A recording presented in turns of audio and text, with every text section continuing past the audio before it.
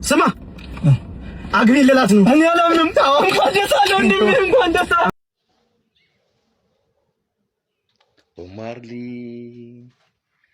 ቦማርሊ ማህበራዊ ጉዳዮችን በቀልድ እያዋዛ ሰዎችን በማሳቅ መልእክቶችን ታስተላልፋለህና ባይ ዘ ወይ ኮሜዲ ከትራጀዲ ነው የሚሳበው። እንደምቀልደው ሁሉ ላይፍ ላይ ሲሪየስ ነኝ። ያ ህይወት ላይ ሲክስ ፓክ አለኝ ማለት እስቲ ማርያም በስመ አብ አንተ ከየት አመጣ? ስፖርተኛ እኮ ነኝ። ስፖርት ሰርተህ ነው እርቦህ ነው? ሰላም ሰላም የቻናላችን ቤተሰቦች፣ ዛሬም እንደተለመደው በሌላ ቪዲዮ ተከስተናል። ዛሬም የተለያዩ የቲክቶክ ቪዲዮዎችን ከእናንተ ጋር እናደርጋለን። አብራችሁን ቆዩ። ቪዲዮን ላይክ ማድረጋችሁ ለቻናላችን ትልቅ ጥቅም ስለሚኖረው እርዳታችሁ ገዛችሁ አይለን እንላለን። አዲስ ከሆናችሁ ለቻናላችን ሰብስክራይብ በማድረግ ቤተሰብ ይሁኑ። አብራችሁን ቆዩ። ስማ አግቢ ልላት ነው። እኔ አላምንም። ታው እንኳን ደስ አለው እንደምን እንኳን ደስ አለው። አመሰግናለሁ። እንዴ ምንድነው ከነመኪናው ነው መቃጠላችሁ? ይህ አሁን የተመለከትነው ቪዲዮ በርተሚዮስ ለቀልድ ሆኖ እንደሰራው እናውቃለን። በእርግጥ በውስጥ ያለው መልእክት ነገሮችን ለመረዳት በሰዎች ጫማ መሆን ይጠበቅብናል። ከርቀቱን ስንመለከተው የተለየ አይነት ትርጉም ሊሰጠን ይችላል። ስለዚህ ነገሮችን ለመረዳት በቦታ መሆን አለብን የሚለውም በካፕሽኑ ላይ ለማብራራት ሞክሯል እንዳየሁት ከሆነ። ነገር ግን በዚህ ላይ ቪዲዮ ላይ የሚኖረኝ ቅሬታ ምንድነው? በተመሳሳይ ጾታ አፍቃሪዎች መልኩ የሚቀርቡ ማንኛውም አይነት የቀልድ አዘል መልእክቶች ነገሩን ሊያላምዱ ስለሚችሉ በሌሎች መልኮች ትክክለኛውን ሐሳብ መግለጽ ሲቻል እንደ አይነት መንገዶችን እንደ አፕሮች መከተል ተገቢ አይመስለኝም። ስለዚህ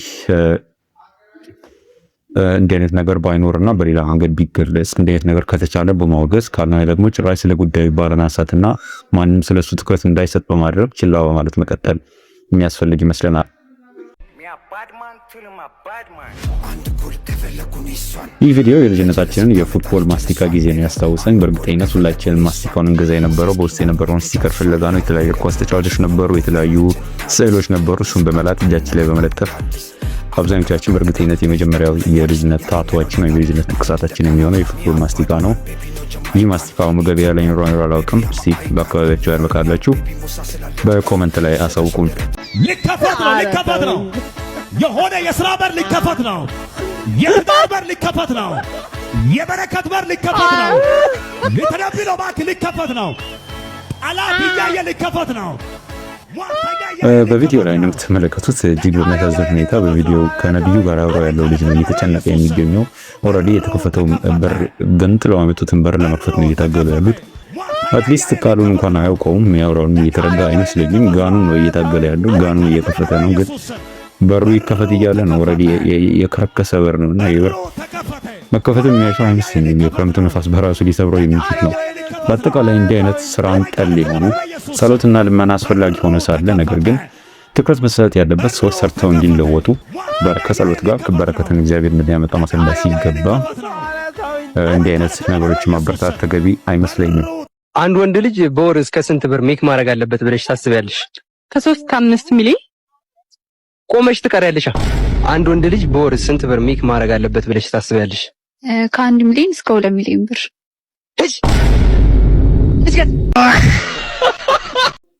ይህ ደግሞ ሰሞኑን በቲክቶክ ላይ በተደጋጋሚ የምንመለከተው አይነት ትሬንድ ነው። ኢንተርቪው አድራጊዎች ሴቶችን ይጠይቃሉ። ምን አይነት የምታገቡት ባል ወይም ደግሞ ልታገቡት የሚፈልጉት ባል በወር ምን ያህል ገቢ ማግኘት አለበት የሚል ነው። እንደ ቀልድ ሴቶቹ 3 እስከ 5 ሚሊዮን በወር እስከ 1 ሚሊዮን ይላሉ ይመስለኛል። አገሪቱ የገንዘብ ማተም ስርዓት ልትጀምር የሚለው በተሳሳተ መልኩ ተረስተው ሳይሆን አይቀርም። ምናልባት አገሪቱ የራሷን ገንዘብ ስታትም ለእያንዳንዱ ወንድ በወር ይደርሰዋል የሚል ሀሳብ ሊኖራቸው ይችል ይሆናል። በአጠቃላይ ግን ጨዋታው እንዳለ ሆነው የሚቀሩት ገንዘቦች እጅግ የሚያስቁና የሚያዝናኑ ናቸው። በአገሪቱ ያለንበት የኢኮኖሚ ሁኔታ አንጻር፣ ህዝቡ ካለው የኑሮ ውድነት አንጻር እጅግ የሚያስቅ አይነት አጠራር ነው የሚጠሩት። ኢንተርቪው አድራጊውም በዚህ አይነት አታገቡም ቆማችሁ መቅረታችሁ ነው እንመለከታለን። በእርግጥ እውነት ሳይሆን አይቀርም። እስከ 5 ሚሊዮን ብር የሚኖረው ወንድ ምን ያህሉ እንደሆነ አናውቅም በአሁን ሰዓት።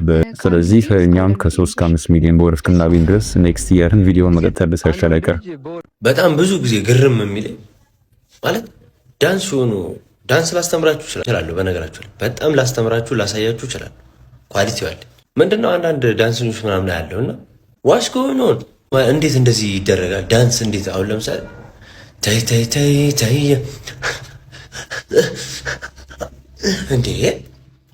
ዳንስን እኮ ተቀነጣጥሰህ እኮ ነው። ምንድነው እንደ ምናምን ምን አይነት ቅርጽ ነው እየወጣ ያለው? የፊት ቅርጽ በቃ ሸንኮራ ያኘከ አይነት ፊት፣ ማንጎ የተመጠጠ አይነት ፊት ነው እየታያለው። ለምንድነው ትክክለኛውን እንቅስቃሴ ማታሳዩ? ምንድነው በፊት እኮ የሆኑ ዳንሶች ይኖራሉ። በፊት ምናምን አላ ምናምን ነገር ማለት ነው። ምንድነው ያኛው? ምንድነው ትክክለኛው ዳንስ? ይሆናል በፊት እንኳን ብትጠቀም ይሆናል ምናምን አይነት ነገሮች ነው ቢሆኑ ተመራጭ ነው ባይነኝ።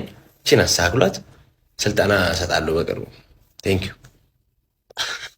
በጣም ብዙ ልጁ ባለው ነገር ሙሉ በሙሉ እስማማለሁ። በዳንሱ ዓለም ውስጥ ያለው ባልሆነም ዳንሶችን ስመለከት አብዛኞቹ ዳንሰኞች አይታቻቸው ከሆነ ከሌላ የሰውነት ክፍላቸው ቀድሞ የሚያልበው ፊታቸው ነው።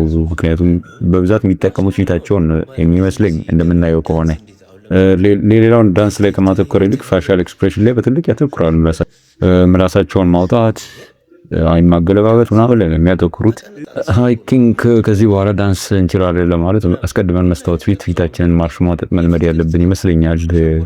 ተመልካቾቻችን ጓደኛዬ ዝም ብዬ ሳይ ችግር አያምርብህም።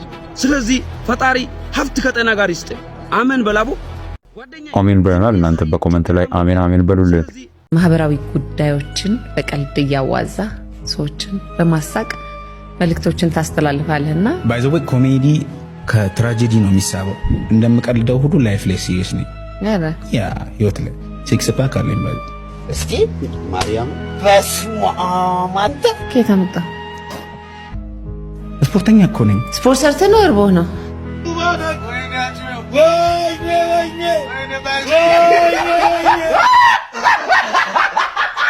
እውነትም ወይኔ ወይኔ የሚያሰኝ ነው ይሄ። ጋብዞ እንደማስከፈል ነው። ራሷ ለጥያቄ ጋብዘው ጥቃት ስትፈጽምበት የተመለከትነው ረሃብ ሌላ ታሪክ ነው።